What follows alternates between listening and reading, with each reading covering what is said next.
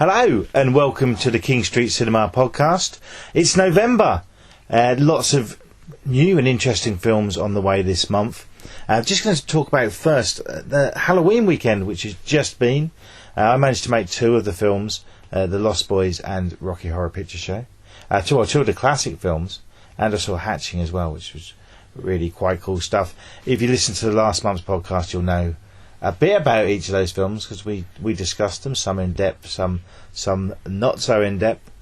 I'm joined by James from the cinema. How are you? I'm fine, thank you. How are you? I'm good.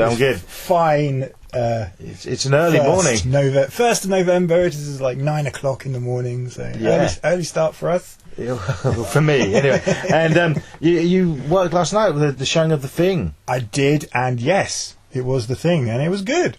Yeah, a lot of people came out for it. Everyone seemed very happy to see it at the cinema. We had some people who'd never seen it before who were like, "Oh, yeah, very excited." And some people who'd seen it many times before and very excited again to see it again. People had seen it all the way back in 1982 when it first came out. Yeah. Cool. So there was a whole mixture of people, ages and stuff of different. It was good. It was great. Yeah, everyone had a really good time. Yeah. So anyone who saw that in 1982 legally must be at least 58. Yeah, something like that. That's cool. Yeah. They've come back. Oh yeah, there were people certainly in that age range, all the way down to Tom. Tom, he's 19, 18, 19, I'm not sure. And Tom is a regular at cinema who I know, who will be on here talking about some films at some point. He said he'll come on, which would be nice too. We're going to get some more of the punters chatting with us as well. Which I was going to do after The Lost Boys, but everyone just got chatting to themselves, and I was just like, I didn't want to throw a microphone in their face, but I'm going to do that more. The Lost Boys I went to, which is one of my favourite films, and great to see it on the big screen. Rocky Horror I've never seen on the big screen, and you get so much out of it. But it feels like it was a successful. Yeah, the whole weekend was good. It was a good Halloween this year. All the films did well. Yeah, so and everyone was happy, and there were no problems. So it was great. All's good. Good. That was the laptop loading up. We're really getting this episode out today. November. Right. Yeah. So good month, I think, this month. We're now coming to the time of the year where some of the more, what you'd say, big movies internationally, known or renowned or thought of as being big hitters, award winners maybe even, sort of coming out around now all the way till sort of February time. So this is sort of like the autumn and winter months are sort of like when you get the more prestigious movies, or thought to be the prestigious movies of the year. So we got some movies that have so far done really well with the critics and stuff. So some big ones. So the first one we got coming up is a little Irish movie called The Banshees of Inisherin, which is directed by Martin McDowell. I always get it wrong, I know. I think, something like that. Yeah, so we'll just play the trailer for that. Yeah. And then we'll have a bit of a chat about it, because this is one that a lot of people are getting very excited about. Yeah. If I've done something to you, just tell me what I've done to you. I just don't like you no more.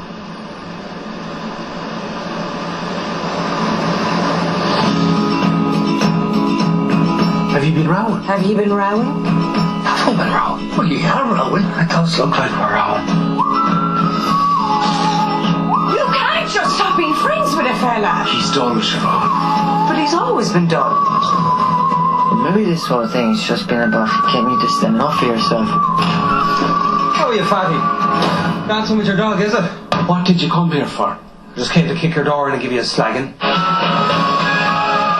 Why aren't you talking to Porry no more? That wouldn't be a sin, though, would it, Fan? No, but it's not very nice either, is it? What I've decided to do is this. I have a set of shears at home, and each time you bother me, I take one of my fingers off with them. Starting from now. But shush like, Porry. Shush like. Yeah, I'd shush like. It's for one boring man leaving another man alone. One boring man. You're all fucking boring. Let's just call it quits. We won't call it quits. We'll call it the start.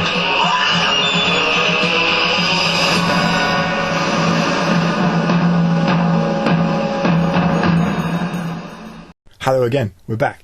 So, yes, The Banshees of Inisherin, starring Colin Farrell and Brendan Gleeson, again, together in another Martin McDonagh film. So, bringing those two back, from who were in Bruges together. Yeah, which was a big hit. It was critically acclaimed. I think that's one that probably done better on DVD and stuff. Yeah, definitely. That was one of the ones where you go, it's a sort of a cult, certainly got the cult feel to it, of a film that was a bit of a missed opportunity at the cinema. People didn't know or understand or whatever. One of those movies where it just got left behind, and then later picked up probably cheaply on DVD or rented.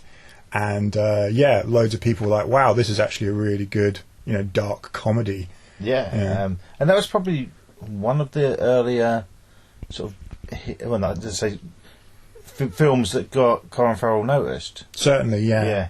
Because he'd been in stuff before. Oh, absolutely. He'd been in quite a fair few things. But this one was, the writing in it's really good. The director is also the writer of all his films, and he comes from theatre, so he's a playwright, and that's why he hasn't done too many movies. But he has a series of plays that he's written, and I think his style of directing is really, or mostly, in the writing. That it is really about the communication of sort of the talking, the dialogue, the sort of back and forth between the characters is what really sells his films, I think, because he has quite a unique style of not necessarily storytelling, but certainly dialogue.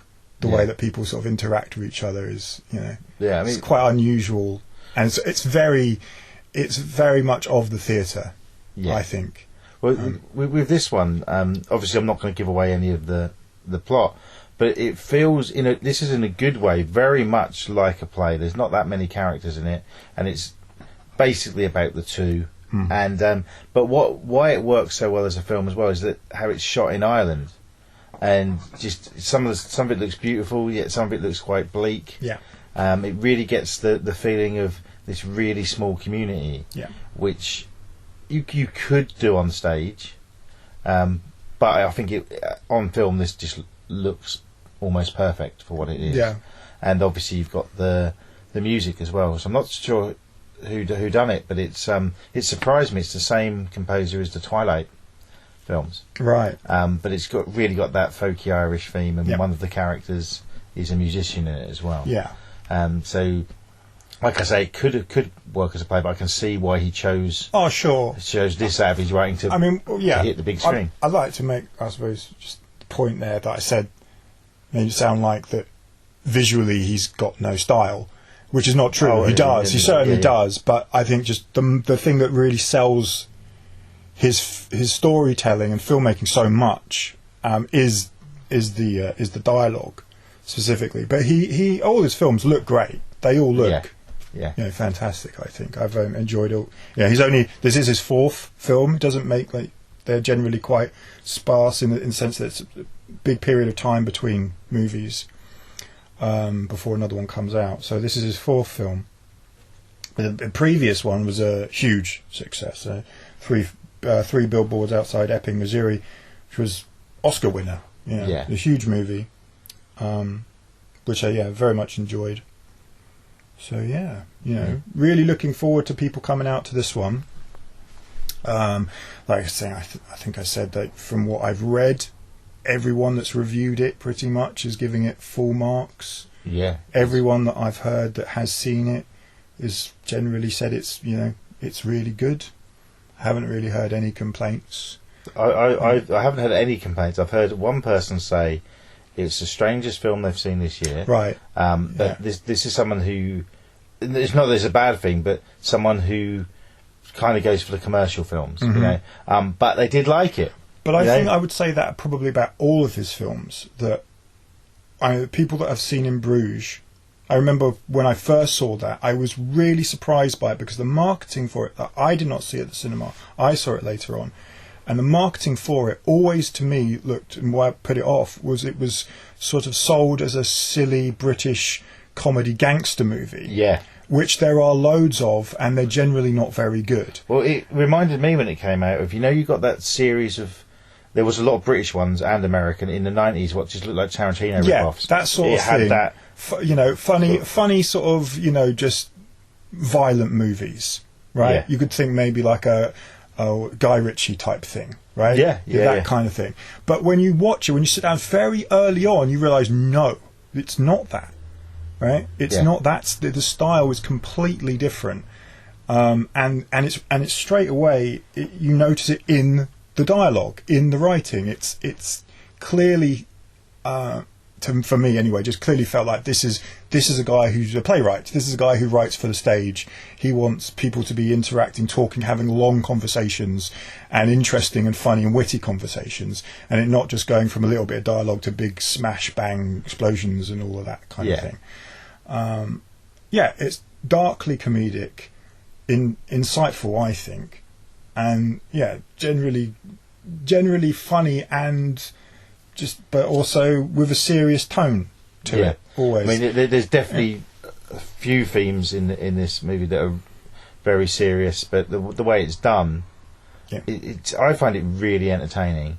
And nowadays I think a lot of audiences would possibly be put off by a movie with not many characters set on a small island, but it's so much happens in this little film, but it's a little film with so much to say. So you come out of there, you've entered this little world which feels real, because there are places like this, especially when this was set, because it was set, I think, about 100 years ago. Right. It was set in 100 years ago, exactly. And it feels, it's a period piece, but the themes of it we can all still relate to now. Sure. Which is what just makes it so watchable. You're into it minutes in. You as soon as you meet these characters, it's set up so well and done so well that you know them. I mean, you only have to see the trailer to get the basic theme is two best friends. One doesn't want to be friends with the other. You don't see any of the you don't see any of them being friends, but it all you know, you can tell they have been. They have a history, obviously, of being close to each other. And the writing and acting is so good that you don't need. Some films would probably have flashbacks of them, and you don't need that. It's done really well, but both the leads are amazing. The supporting cast are great, but it's the second time, it's a sort of reunion between the two main actors. Well, like I say, we're going back to In Bruges. They were both in Bruges together. The two leads playing pretty much on screen for the majority of the time together. Which again obviously has a feeling of a play. And like you just said, just mentioning on this one, of it not having flashbacks and that sort of thing, again, very much, in a play you don't generally get that sort of thing either. So not saying you couldn't, I mean, you can have go to another scene where it's something that happened in the past, but generally with this sort of thing it would be just people talking, communicating, and you're getting the history from what they're saying, of how they're communicating in the present. So it's very much my kind of thing. I like stories like this, this kind of sounds, kind of absurd kind of thing of a person not being able to take the fact that his friend doesn't want to be friends with him anymore. And it's kind of nice, because it's adults acting like kids in a way, but we've all had experiences like that. Exactly. And also I think it works because if you're fans of In Bruges, it's like you have the connection between those two actors. So maybe sort of subconsciously in your mind, they're friends. I also like that the director, he's worked with both of them. Other than that as well, he worked with Gleeson on his first short film, Six Shooter, which is well worth watching, like a half hour. It's a really interesting kind of crime thing, I suppose. He's in that, and Colin Farrell's in Seven Psychopaths, which is I think, sort of an underrated one. I agree. I can see why it's probably not as popular, because it's a little bit more of a bigger, grander, more sort of over the top, silly guns and explosions kind of film. He kind of comes across as, right, you've got a budget now. Exactly. Sort of... And I think he probably, I'm sure he's proud of it and likes the film, but he probably doesn't think it's as good as his others. Yeah. Probably thinks he went a little over the top with it, I feel.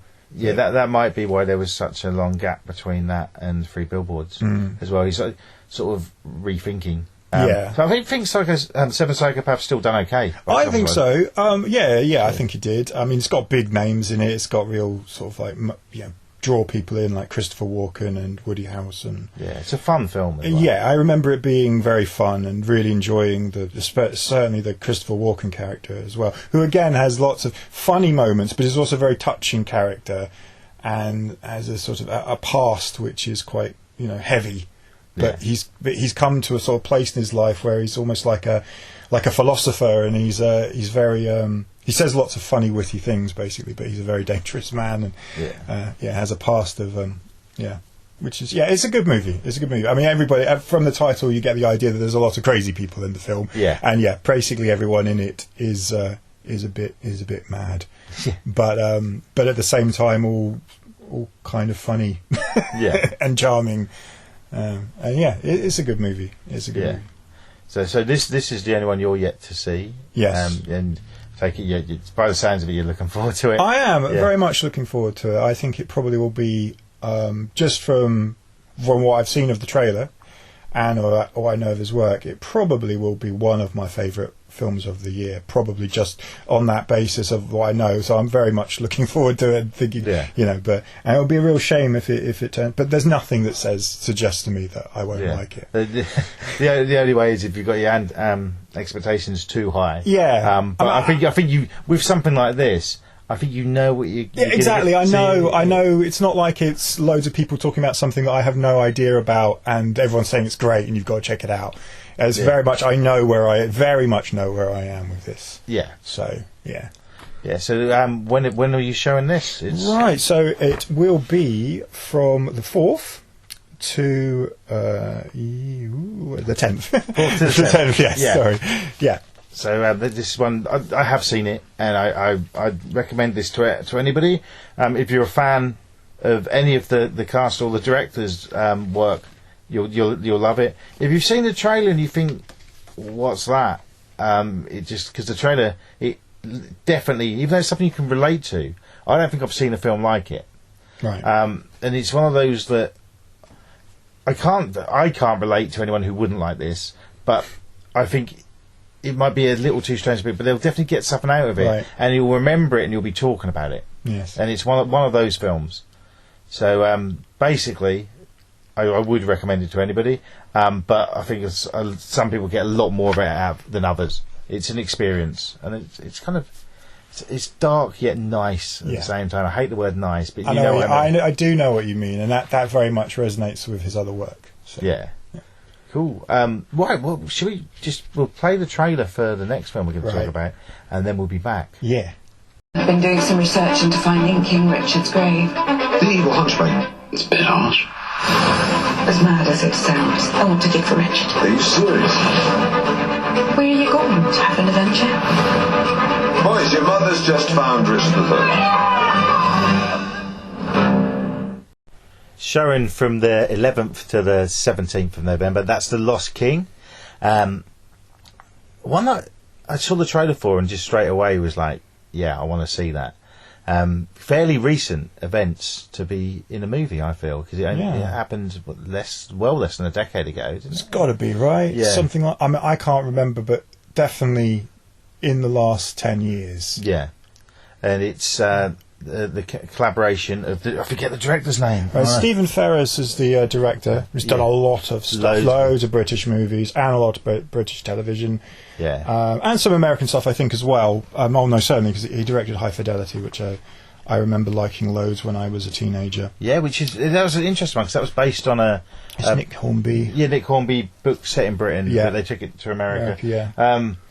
Comic strip he directed. He did some of the comic strip episodes. And then some really big British films. Dangerous Liaisons. I mean, I remember, from when I was sort of my teens, seeing films that he made in the 80s, like My Beautiful Laundrette and Prick Up Your Ears, stuff like that. But yeah, I didn't really know of him as a director. I'm not a massive fan of his work because I find it a bit too the typical, definitely already what you're going to get and what you're getting into. I mean, this film certainly. He directed Philomena as well, which is recently, which was again with Coogan's in both. Yeah. Well, Coogan wrote both as well. Right. Co-wrote both. Right. So it's like a and they're both true stories. They're about real people. Yeah. And both quite recent stories as well. Philomena being about a woman looking for a child, I believe, who was put up for adoption because at the time she wasn't allowed to keep it because she was unwed and was seen as an unfit mother. So it's quite a powerful story, but of course we'll have a lot of the typical British tropes to keep things light enough that you don't go crying. And yes, it's got comedy involved with the sad there's a tragedy lot of, in there. A lot of sort of true stories. Florence Foster Jenkins was fairly recent. Yeah. And he done The Queen as well. Yes, of course. Yes, The Queen. And so yeah, these kind of movies. The Van was one I did like. Yeah, these are the kind of movies that if heard of these films, you know the kind of thing that you're going to get, and if you're into that kind of film, then this one is certainly looking to be another great fun film that of a true story of a person, an underdog figure who is just determined to get to the heart of what she sees as a problem, which is why hasn't anyone found, the grave site of Richard III? Yeah. Yeah. So her exploration into that. Yeah, and it's the battle really of making more public knowledge that Richard III wasn't this character like in the Shakespeare play. That's right, yes. And that's where it starts really, the interest in he wasn't like that, he wasn't this evil. Yeah, this is it. It's all, obviously, as history is. Yeah. It's something that we can't say for certain one way necessarily or the other, but certainly a lot of historical evidence suggests that the Richard III that we know from the Shakespeare play, which is why we all have that kind of image of Richard III as that, is probably not the truth. Yeah. And that's something that should be looked at and explored and has been, certainly. And I'm not sure of the lady's name. I can't remember her name. Actress? No, well, it's Sally Hawkins, the person in real life who began this, this exploration and finding where his gravesite was in his car park in Leicester, I believe. Which makes complete sense. The location, not necessarily the car park, but the area of the country. Yeah. If you've seen the trailer, it basically tells you the whole story. Yeah. But as the story is one that we all pretty much know, I think most people know the story of this of what happened. Like it's not old. It's a very new thing that's happened, and certainly something that was a public interest story. Very much. It was certainly something that people were really fascinated by. And so knowing what goes on within the trailer, with the trailer basically giving you the whole story, isn't a problem. No, I mean it's not about the outcome; it's about the journey. To it. It's the journey to it, and it's about the character that Sally Hawkins plays superbly as always. Yes, she's great. And what I really liked about it, and I thought this would be what puts me off, is in the trailer, is she sort of sees Richard III. I was going to mention that element to it, the sort of fantasy element to it. But I took that as in it's just representing her passion for it, and when she's talking to it, she's talking to herself, and it's her thoughts, and that works really well because you don't have to have some films might have the narration of her thinking or looking back, whereas this it's a lot quicker and it's talking to it, and because I generally, when I first saw I will explain that when I'm in the cinema, sometimes I like seeing what's coming out, but I don't pay full attention to the trailers because often I feel they can spoil the film. Yes. So often I'll be back and forth to get the snacks during it or to the loo or whatever, and I caught the end of this trailer, and I thought it might be some sort of kids film with a fantasy. Sure. then when I watched the trailer properly, I was like, oh no, this looks cool. I think that element to it, from what I can tell from the trailer, is probably to give a little bit more of a fantasy. The fantasy element, which is clearly, it's mentioned within the trailer though that she knows that she's talking to someone that isn't really there. She knows. She's not delusional. She's not delusional. It's just helping her along with the process of the discovery. So and that's nice, and I think that probably give an element to it that might that younger people will probably like, or people who have who are into that kind of element of storytelling. A bit of magic. I think stuff like that. It's quite nice, I think. I think young teenagers would really like the history element. It's got that element, and it's also she's got kids in it of about that age they can relate to.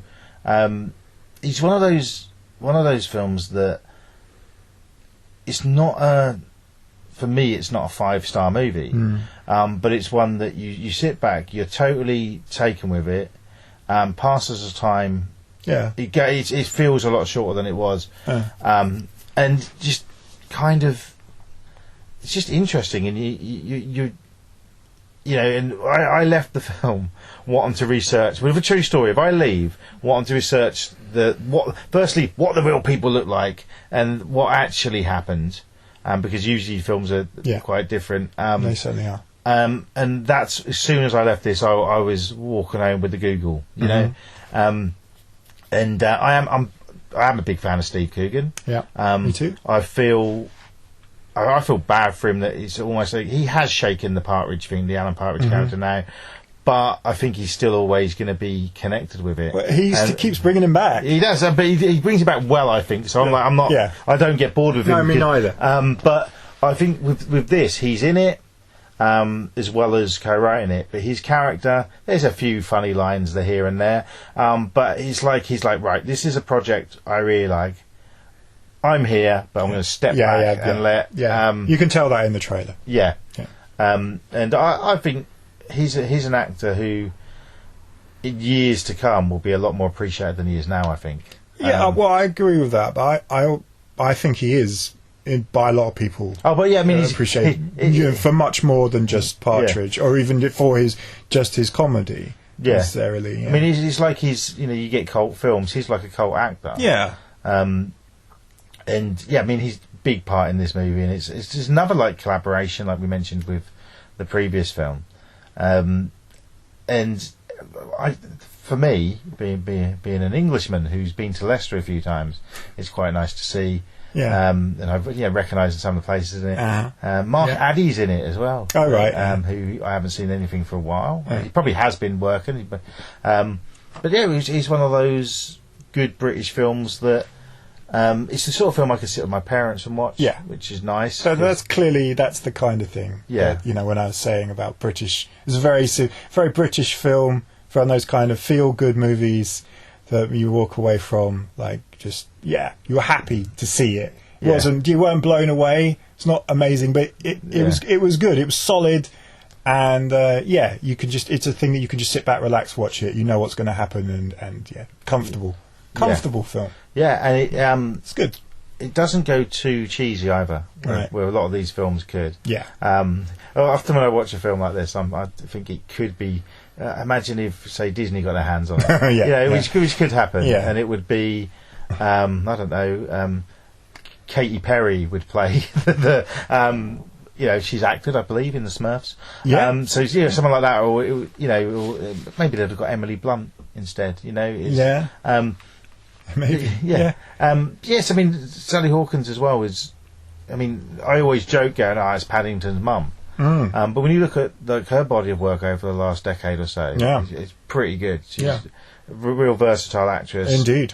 And this role isn't just a woman researching. There's a lot more depth to it than that. It's more about her personal life than it is that. The trailer again shows this. There is a good storytelling technique, a connection between the main character and their subject.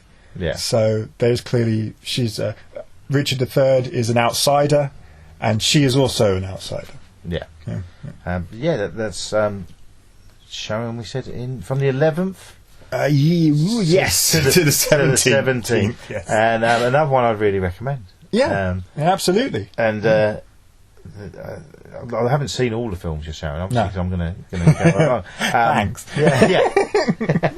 And it's another really good one, and it's one that I saw this trailer. Mainly, my reason for seeing it was Coogan. Yeah. But it's another one, not to the extent of the last film we talked about, but it's one that it's crossing my mind a lot, and it's not a forgettable film, and it's just one of those nice, put your feet up, have a cup of tea film. That's it. Which is what we like. It's not all about the blood and violence. No Halloween's out of the way. This is probably the perfect calm down movie. Right. Before it's sort of maybe it's transcending, because you've got the horror, gory stuff, then this, and then come December we'll have the right cheese Christmas stuff. Oh yeah, which I'll happily avoid.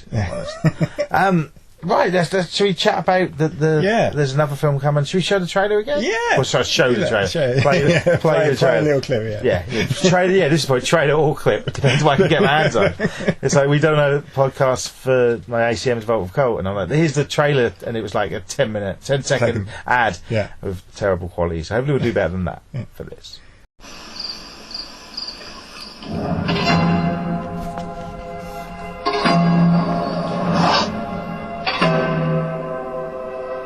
많이 놀라셨겠습니다.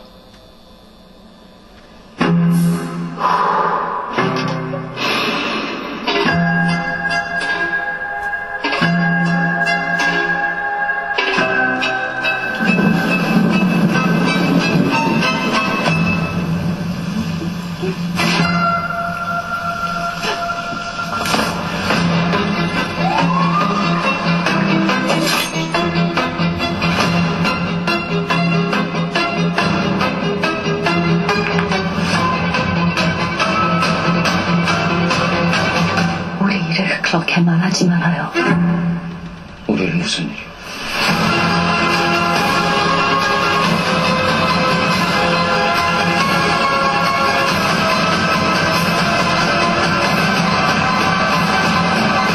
내가 그렇게 만만합니까? 내가 그렇게 나쁩니까?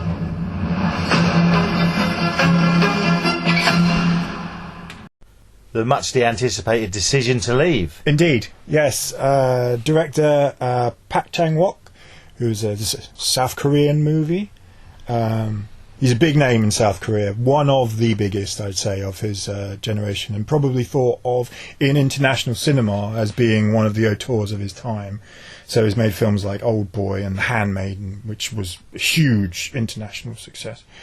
This film is a mystery movie, so very different to the other two previous films. This is more of a noir, dark story about a murder with a detective who's trying to figure out exactly how this person has been murdered, even if it is a murder, where he comes into connection with a woman who is also connected with the person who's died and falls for. So has a romantic liaison, as it were, with her. And probably, I'm getting the feeling that was a bad decision to make. Yeah. So the trailer, it looks good. It looks good. It's already got people raving about it and talking about how brilliant it is. Again, like I said, they all these films have all done really well with the critics, but this is probably going to be, internationally anyway, this is probably going to be a big award winner, at least nominated for pretty much everything. Not in America or here, but internationally. So I mean, I'm thinking maybe after the success of Parasite at the Oscars and stuff, it might actually do a little bit better, or they might have had their pick of the international film and then go back to favouring an American movie. Maybe. I don't. I get the feeling that it's probably not going to do that so well in that way in America necessarily. Just based on the story, it's probably one that I just don't get the feeling that they'll be so connected with, because I don't think it's such a political movie. Okay. Yeah. And I think they probably don't like the idea of other nations doing doing these kind of noirs. I think that's our stuff. You can't be stealing our stuff. Yeah, they'll remake it in a few years. Yeah. Well, that's it. That's probably what will happen. So yeah, it's got the feeling of a Hitchcock type thing, or a Fincher, someone a bit more modern in that respect. But I don't know if you know his work, and I do. Like Old Boy is great, fantastic. He also did Snowpiercer, which was a fantastic science fiction dystopian movie, which also got a TV series on Netflix series. Yeah. And he also did the Vengeance films, which again, if people are interested in South Korean cinema, Asian cinema at all, will know those films. Just this is going to be, if you're into that sort of thing, this is going to be, I think, a real big one. Yeah, so it's one a lot of people have been looking forward to. Yeah, certainly. And we showed The Handmaiden when it came out, which did really well. It was a bit long for my liking, but it was still fantastic, beautiful film. Everyone that saw it thought it was gorgeous, looked great. So yeah, definitely, if you like South Korean cinema, if you're interested in movies from other places, if you like mysteries. Yeah, I mean, this is I can't think of this year like a massive sort of almost thriller. Yeah, and I think this could be it. It's really interesting because it's not really being, even though it is a noir, absolutely, it's not being sold so much on the thriller aspect of it. So I'm really interested in exactly how it's going to play out, thematically and cinematically. Like, I think it's going to be more. I think the mystery and the romance elements to it are going to be more heightened than necessarily the sort of the darker undertones, and I think it'll probably have a little bit of humour in there as well. Yeah, I mean, the one thing on the trailer, which I'm now thinking that if we do play the trailer, I said we'd play it before this, it won't be in English, so it'll just be music and stuff. Yeah, but we'll do it anyway. Is the quote the most romantic film of the year? Yeah, which is interesting. Yeah, that's a really interesting thing to see because, like I say, the film does look like it, and it is a noir. Which aren't necessarily unromantic. They're not. They are romantic films, but they're not like the key element to it. And to say something like the most is generally not thought of as being in the sort of like murder mystery. If it is a murder mystery, it's certainly a mystery. But whether there is a murder or not, or someone died by an accident or something. But though the film does it's one of those things. The trailer doesn't really give necessarily the impression one way or the other whether it's a murder or not. Yeah. So it's clever, it's good like that. It's a proper trailer that's not really. It's giving you enough to go, oh yes, that interests me. Yeah. But not so much that you go, I know what's going to happen. I think it's a really well put together trailer. Yeah. It makes me want to watch it. I'd probably be sold on from the director of Old Boy anyway. Yeah. But it just looks. You've shown it probably for about a month now at the cinema, and people I've been with. The trailer. Yeah. Sorry. Yeah. The trailer. People I've been with, everyone has said, what's that? That looks good. Yeah. And then there's one comment of, that doesn't look very romantic. Yeah. Well, that's it. I mean, the trailer doesn't suggest that. Well, it does suggest that there is romance, certainly, but not so much that you would say, oh well, this is going to be some schmaltzy movie. Yeah. Yeah. So it looks good. It does look good. Looks interesting, and it's nice to have a foreign film playing. Because we don't do so many of them as much as we'd like. So when a big internationally big hitter comes along that we know should do well, then it's always good to have them play them. Yeah, cool. That's what I'm looking forward to. What date did you say that was shown again? Right, so that will be starting on the 11th and running to the 17th. The 17th. Okay, we're going to quickly play the trailer now for another British film that'll be shown after that. And then we're back to chat about it. Yeah. Emily, how did you write Wuthering Heights?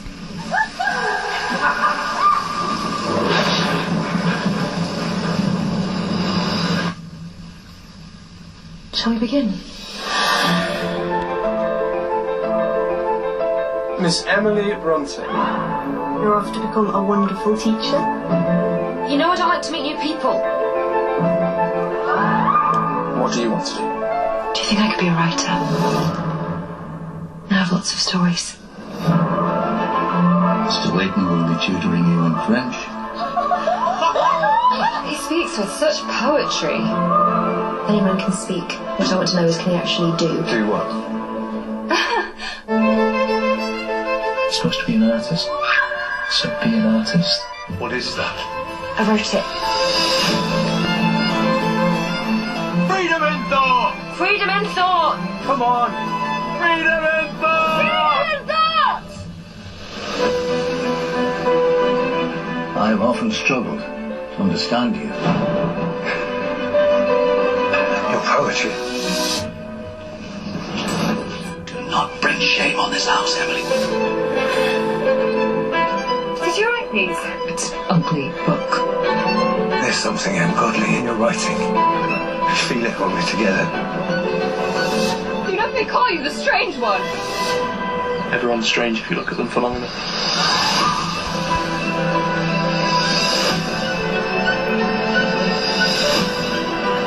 Who are you?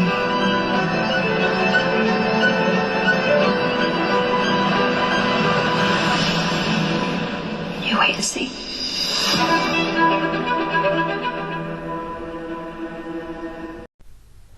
Emily. Yes. Which is another movie I've seen, and I'll tell you already that it's in my top 10 films of the year. Well, there we this go. year. It's mainly because I just didn't expect it to be that good. About Emily Bronte, obviously. If you've even seen the poster, you can probably work that out. Yeah. I've never read her novel, Wuthering Heights. Yeah. But I've seen two of the movies based on it. Well, there you go. But after seeing this, I got home, I done my Googling to see who was in it, and I picked up a copy of it to read, which tell 15-year-old me I'd be reading that instead of me comics, he'd kick me in the face. But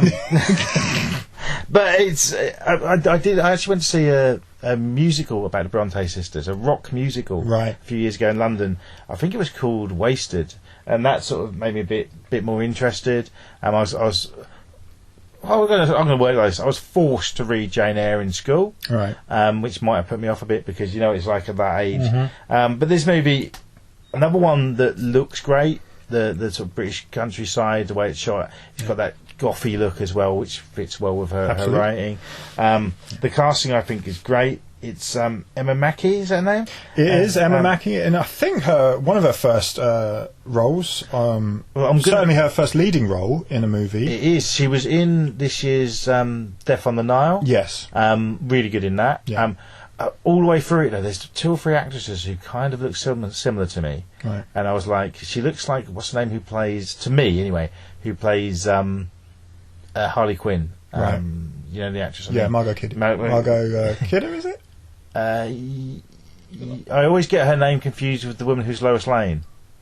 No, I don't know. In the original Superman, what's her name? The Canadian. I've forgotten her name now. That's really bad. You know who I mean. I think I just said Margot Kidder. Margot Kidder, that is Lois Lane. Sorry. What's I've forgotten her. I don't know who plays Harley Quinn now. But never mind.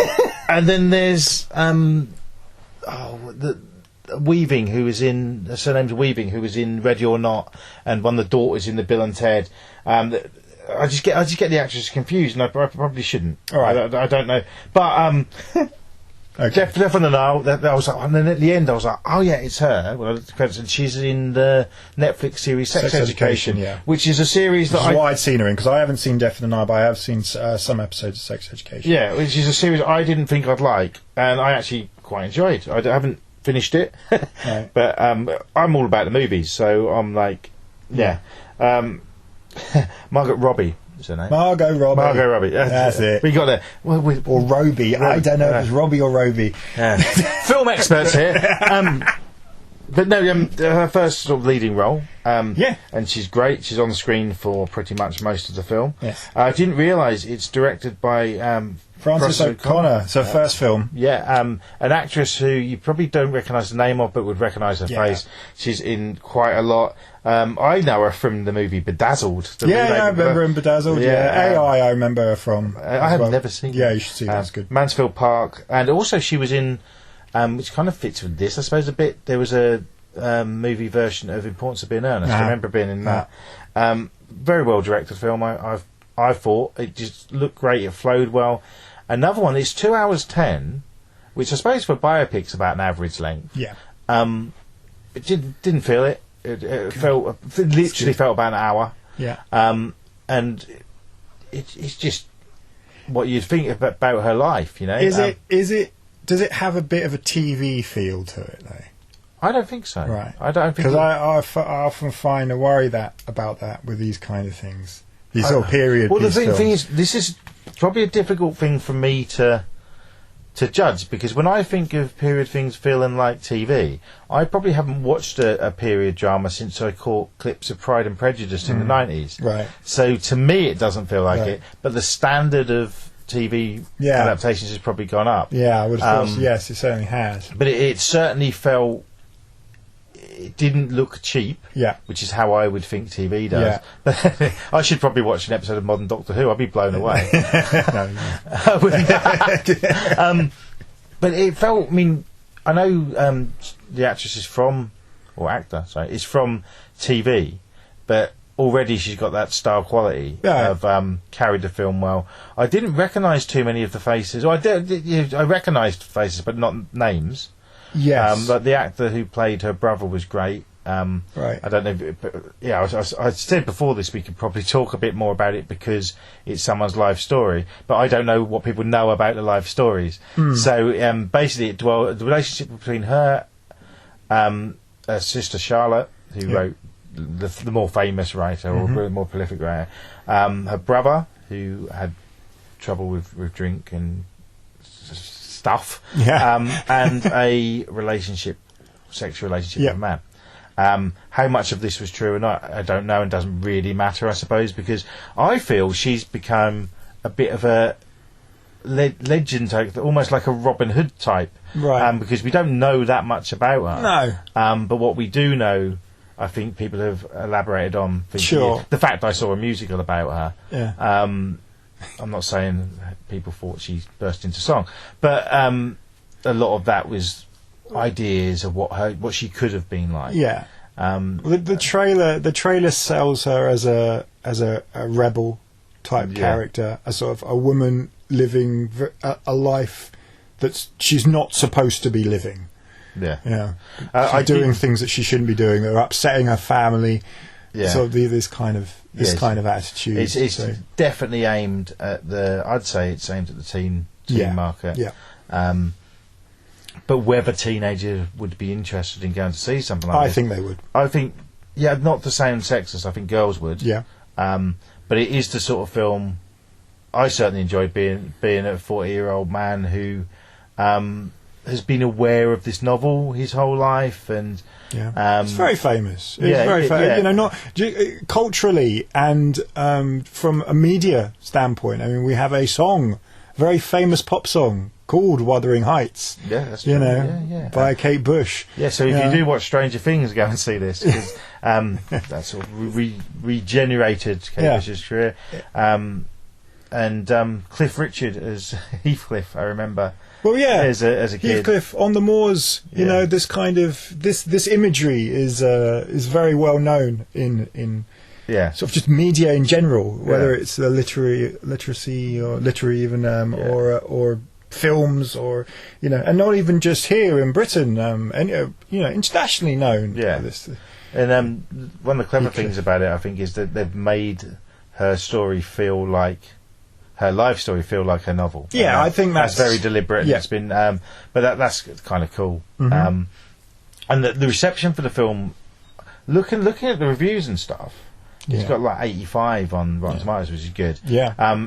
It looks like so far, not even too many critics have rated it and reviewed it, and people haven't yet. But those who have enjoyed it. Yeah. And possibly if anyone has given it a bad review, it's simply they don't like or feel they don't like period dramas. Sure. But this is one that definitely a modern audience should get behind. I'm hearing lots of good things about it. I'm hearing lots of people interested in it, wanting to come see it at the cinema. Yeah. So, it's certainly not one that people are not in. I get the feeling that people are just not interested. It's old sort of thing, period piece, don't care. And also it's not like you'll get these adaptations of Sense and Sensibility and things like that. This is a period drama, but it's not really been done before. Yeah, well, I don't think there's. I'm sure there has been something done on Emily Bronte before, but not over and over again. It's not something that's sort of oversaturated or anything. I can't think of a cinema film about her. No, I can't either. Like I say, there's probably been something on TV, but I couldn't say for certain. Yeah, and the fact that it's a renowned actor who, which is right, both. Okay. Who's directed it as her first... I mean, actor is a profession. Yeah. So, it could be... You say actor for either male, female, or other, because it's a profession, it's not a person. So I was right and wrong. Well, if you like, yeah. Okay. But I feel that for your first movie, you want it something special. Yeah. And it's not like she must have really wanted to do this. Yeah, I would have thought so. And prove herself. Yeah. And it's a leading role, right? I mean, if you ever get a leading role, you're up for that. The director. Oh, sorry. Who came from acting. Oh, yes. So it's like... Well, she's the writer as well. Yeah. So this is clearly a passion piece. Yeah. And wants to prove herself. Yeah. And I think succeeded so well. Right, brilliant. Fantastic. And come away from this interested more to find out about Emily Bronte. Yeah. I want to see more of Emma McKee, who I think, even if this doesn't do that well at box office, she will be noticed and go on to bigger things. I think it will do. Certainly. I think it will do for this kind of film quite well at box office, if I'm honest. Yeah. And I'm definitely interested in what the right director does next. Yeah. Sure. Yeah. Yeah. For me, one of my top 10 films of the year, and I really didn't expect to. I saw the trailer and thought it looked good. Mm-hmm. But I didn't. I thought I'd come away, my little rating head 3.5 stars. Middle. But it wasn't. There wasn't. There we go. So brilliant. I think the trailer makes it look interesting.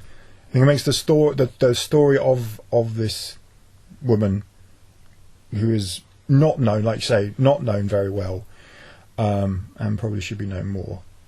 Yeah. It makes her life look fascinating, and it also makes it look fairly relatable as well to the way women have been treated throughout the decades and centuries. So, brilliant, good. More stories like this are always nice, and if it can get younger people interested in something from the past, also a plus. Yeah, it'd be interesting to see if the book sales go up. Yeah, I'm sure they have already. Yeah, well, I know of one other person who's seen it who also bought the book. There we go.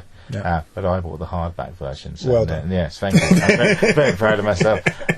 Right, shall we just quickly mention what else? We've got the Bill Nighy one. Right, so there's a Bill Nighy film coming up called Living, which I'm sure is going to probably not do as well as it should.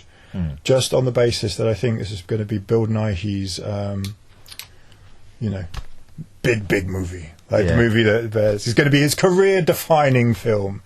And I do hope that people go see it. It's an adaptation of a Japanese film from the 50s called Ikaru. It's directed by Kurosawa. I don't actually know too much about the director of this film, but it looks good. It's about a man coming to a stage in his life which is dwindling, and he's coming sort of. It's a character study of what it means to get older, really, and to look back at your life. And I think for an aging actor, and a male as well actor, to be able to play this kind of role where it really is a character study, where it really is about you, that's a great role to play, and I'm sure he's probably very thankful to be able to play this role at his time in his life, and probably very nice for him to play something a little bit more serious and a little bit more in depth and thoughtful. So yeah, it should be a good film, I think. But and I do hope more people go see it than I'm thinking will do. Yeah. Well, it's one that, I mean, I really like Bill Nighy. It's always good to see him in a film, but it's especially good to see him in the lead. Yes, because it is rare. Yeah. He's one of those faces that everybody knows, and yeah, you mentioned some actors people would dislike. I don't think anybody dislikes this guy. He's cool, isn't he? And this is obviously a more serious film, but I know him for his comedy roles. Yeah, and he crosses over so well. I'm sure that there will be comedy a little bit in there. I'm sure there'll be dry wit because it's a British film, and it clearly is a film about in this adaptation a very look at British stiff upper lip type people, right? So as in the original, it's very Japanese in that it is about a Japanese bureaucrat, salaryman, and about the Japanese male getting to a certain age and post-war, which this film is also set at around the same time as well. It will have culturally be different. So it'll be interesting if anyone had seen the original and see this, and to see the similarities and the differences between the two cultures with a character that is essentially the same. Yeah. Well, we mentioned earlier that they'll probably remake Decision to Leave for an American audience. Yeah. This feels like it's quite an appropriate remake because of the culturally different. And as its character sort of based that. A lot of people may watch the Japanese version from here and not be able to get the character so well, whereas if there's a British version, absolutely, it sounds really interesting. You mentioned they might have some humour with the characters. I would have thought with the sort of like say the stiff upper lip and British bowler hat wearing kind of characters and all this kind of thing. Which kind of leads us on to the next movie, which is kind of a satire on the rich, so to speak. Again, the trailer makes it look absolutely mad. So set, I think, on a cruise ship for the very rich and illustrious kind of people, and basically trying to get what they want. The sort of the humour is, I suppose, in the sort of the differences in between those who have and those that have not, or those who are being served and those that are doing the serving. So people asking for things and demanding things, wanting things that perhaps they can or can't have, and when they can and can't have them. This kind of humour, but set in a position where you can't escape. So you're on a boat, or a ship, a cruise ship. Yeah, and we haven't said what the movie's called. Oh, yes, right. Triangle of Sadness, which is I have no idea quite exactly what that necessarily means in connection to the story, but the trailer does give away, I think, quite a lot. Again, sort of because there seems to be a lot that happens in it, but it's probably a story that could be, because of the kind of humour that it is, I think it could be told at a very fast pace, but I have the feeling it's probably told a lot slower than I probably would prefer.